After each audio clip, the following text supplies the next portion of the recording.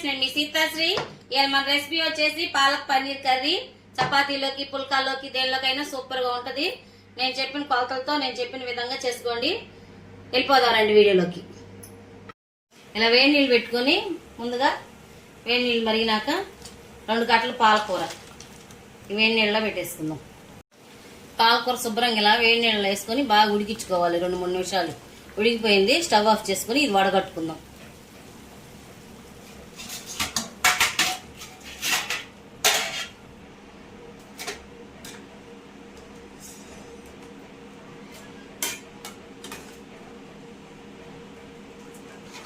ఇలా శుభ్రంగా వడగట్టుకొని పక్కన పెట్టుకుందాం. ఇవి 2 కట్టలు పాలకూర. ఇది చల్లారిపోయింది పాలకూర.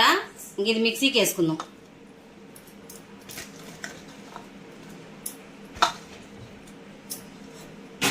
దీనిలో 2 పచ్చిమిరపకాయలు ఇలా తుంచి వేసేసుకుందాం.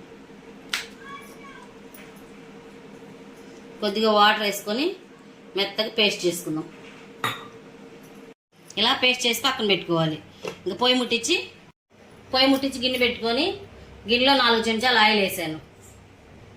ఆయిల్ వేడెక్కింది. జీలకర్ర, ఎండుమిరగాయలు వేసేసుకుందాం. కొద్దిగా జీలకర్ర, 1 ఎండుమిరగాయ.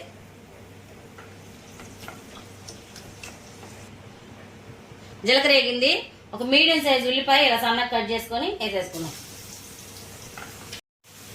ఇలా చక్కగా బ్రౌన్ షేప్కి వచ్చేదాకా వేపుకోవాలి. ఉల్లిపాయలు పచ్చిగా ఉండకూడదు. ఇందులో 1 చెంచా అల్లం వెల్లిగడ్డ పేస్ట్ వేసుకుందాం.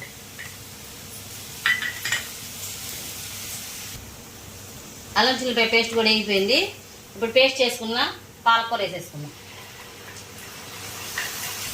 ఇలా వేసేసుకొని మొత్తం కలుపుకుందాం. దీనిలో చిటికెడు పసుపు, 1 చెంచా కారం,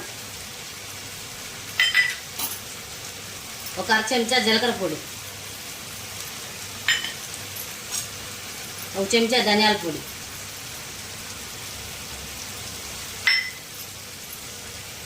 1 అర చెంచా గరం మసాలా.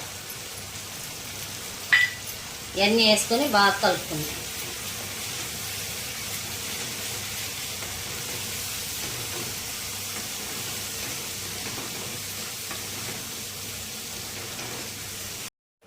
కారం వేగింది. మీ రుచికి తగ్గట్టు సాల్ట్ వేసుకోండి. సాల్ట్ వేసుకొని దీనిలో 1 అర గ్లాస్ వాటర్ పోసుకుందాం.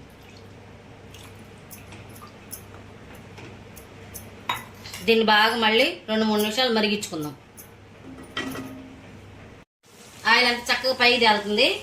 ఇప్పుడు కొంచెం కస్తూరి మేతి, ఇది మట్టు కంపల్సరీ వేసుకోవాలి. కస్తూరి మేతి వేసుకుని ఇట్లా నలిపితే బాగా పొడి పొడిగా అయిపోయింది. కస్తూరి మేతి వేసేసుకోండి. 1 చెంచా వేసుకొని దీనిలోనే 2 చెంచాలు బటర్ వేసుకుందాం. 2 చెంచాలు బటర్.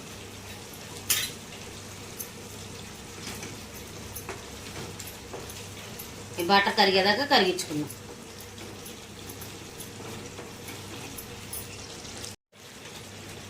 ఇవి 250 గ్రాముల పన్నీర్ ముక్కలు. ఇవి ఇందులో వేసేసుకుందాం.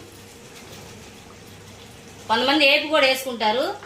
ఏపుకునే వాళ్ళు వేపుకోవచ్చు. ఇలా అయినా బాగుంటుంది.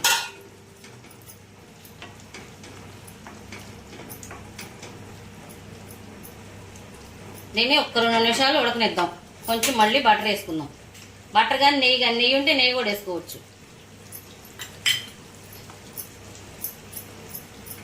మూత పెట్టబాకండి. మూత పెడితే కూర కలర్ మారిపోయింది, నల్లగా కనిపించింది. మూత పెట్టకుండానే ఈ కూర అంతా వండుకోవాలి. అయిపోయింది ఫ్రెండ్స్. బాగా ఆయిల్ అంతా పైకి తేలిపోయింది. స్టవ్ ఆఫ్ చేసుకుని సర్వ్ చేసుకుందాం.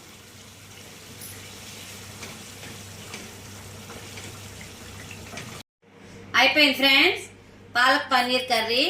నేను చేసిన విధానం మీకు నచ్చినట్లయితే లైక్ చేయండి, షేర్ చేయండి. సీతాశ్రీ కుకింగ్ ఛానల్ని సబ్స్క్రైబ్ చేసుకోండి.